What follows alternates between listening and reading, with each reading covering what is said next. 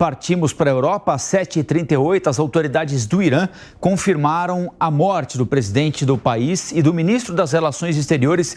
Nesta madrugada, eles estavam no helicóptero que caiu na região nordeste do país. Agora, no domingo, ontem, o Luca Bassani, ao vivo da Itália, tem as informações para a gente. Luca, queria que você falasse um pouquinho sobre as consequências do acidente e a reação dentro do Irã. Pois é, Rafael. Nós temos reações bem em todo o mundo. Bom dia a você, boa segunda-feira a todos que nos acompanham. Após esse acidente com um helicóptero ontem, que aconteceu perto da fronteira com o Azerbaijão, foi confirmada então a morte do presidente do país, Ebrahim Raisi, o ministro das Relações Exteriores e mais 6 outras pessoas que estavam na queda deste helicóptero, que, segundo muitos membros da própria mídia estatal iraniana, foi ocasionado por más condições climáticas enquanto o voo acontecia. As equipes de busca seguiram por toda a noite de domingo, tentando encontrar alguma pessoa com vida, mas à medida que as horas foram passando, a chance disso se tornava cada vez menor, até a confirmação hoje pela manhã de que todos haviam falecido. Ao mesmo tempo, nós vimos que o líder supremo... A gente perdeu o contato com o Luca Bassani. Daqui a pouquinho retomaremos a conexão com a Itália, mas vamos seguir falando sobre a morte do presidente do Irã, não é isso, Lívia? Sim, vamos aproveitar que o Luca Bassani deu uma caidinha, daqui a pouco ele volta para falar com a gente, para continuar falando sobre isso com o professor visitante da Universidade de Relações Exteriores da China, o Marcos Vinícius de Freitas, que já está nos aguardando. Muito obrigada pela participação mais uma vez, professor, um ótimo dia. Um ótimo dia para vocês também, um prazer conversar hoje com vocês. Bom, daqui a pouco o Luca Bassani vem para trazer detalhes sobre esse incidente que aconteceu ontem e com essas mortes confirmadas já nesta madrugada de segunda-feira. Mas eu queria analisar com o senhor, pedir informações para o senhor a respeito das reações. Porque a morte do presidente do Irã acontece num momento delicado internamente, porque há uma crise econômica instalada no país e no meio de uma tensão geopolítica envolvendo a guerra entre Israel e Hamas. Como ficam essas engrenagens agora, com essa morte de Ebrahim? Veja, o processo iraniano prevê que assumirá agora o vice-presidente e que terá de ser aí aprovado pelo líder do Conselho, o líder supremo do país. Então, você teria um processo aí de transição até relativamente rápido e, a partir disso, 50 dias contado a partir deste momento, uma eleição em que vai se eleger um novo presidente para o Irã.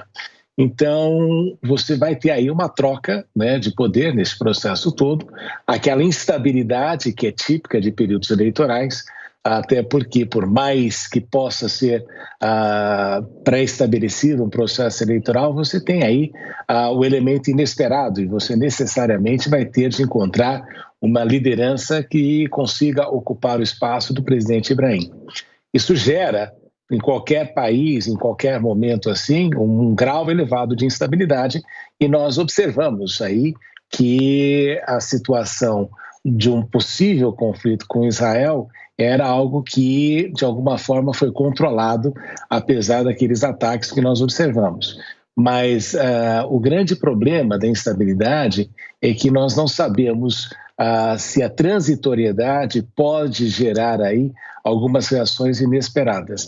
O grande desafio desse processo todo, e os primeiros analistas russos foram justamente verificar se você estava diante de um acidente que aconteceu ou se isso aí poderia ter sido provocado por algum elemento externo. E essa é que é a grande questão que poderia aí ensejar outros tipos de derivações, outros tipos de problemas. Mas neste momento, confirmado que foi uma questão de tempo, que foi uma questão climática que fez isso, a gente só vai ter aí de observar a questão da instabilidade interna e o fato de que o Hamas perde nesse momento também um importante apoiador da sua causa.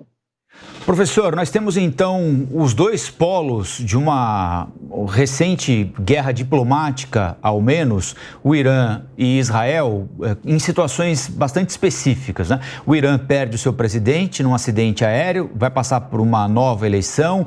Israel, com um primeiro-ministro sustentado, apoiado, lastreado pela guerra contra o Hamas, também enfrentando dificuldades internas. O que isso significa para a região, professor? Há uma instabilidade enorme, né, que nós não tínhamos visto já há muito tempo no Oriente Médio. A gente acreditava que o Oriente Médio, não que tivesse sumido a instabilidade da região, porque isso é histórico, mas vinha numa diminuição aí daquilo que nós enfrentávamos no passado, como a gente já observou em várias guerras que aconteceram ali. Então, o que nós vimos é que numa questão de meses, a partir do 7 de outubro, nós notamos aí uma reviravolta dentro do Oriente Médio. E a gente via, por exemplo, que a questão de Israel ficou muito mais complexa, com Netanyahu, que vinha num desgaste muito grande por questões administrativas, por questão de corrupção, por tentativa de interferência no judiciário, que vinha se apagando e engajou-se aí numa guerra contra o Hamas. Está muito claro também que não vai ganhar, não é? Justamente porque é impossível você querer aí combater efetivamente nessa situação. Tudo depende ali do objetivo de Netanyahu e o que está levando, inclusive, a uma situação muito constrangedora, infelizmente, para o Estado de Israel com relação àquilo que tem acontecido em Gaza. Então, Netanyahu se mantém no poder justamente por causa de uma situação que, de fato, ele não consegue resolver, porque até agora os reféns continuam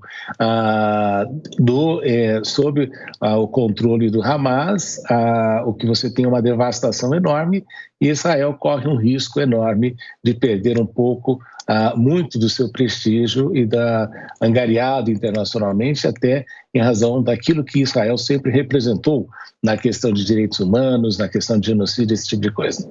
Por outro lado, o Irã já vem num desgaste histórico desde 1979, quando você teve a crise iraniana, e tem sido aí colocado numa situação de ostracismo internacional, justamente com a preocupação, inclusive, de que o Irã viesse a desenvolver armas nucleares. E nós temos aí uma atuação muito forte, particularmente de Israel, com relação a tentar impedir que o Irã obtivesse armas nucleares.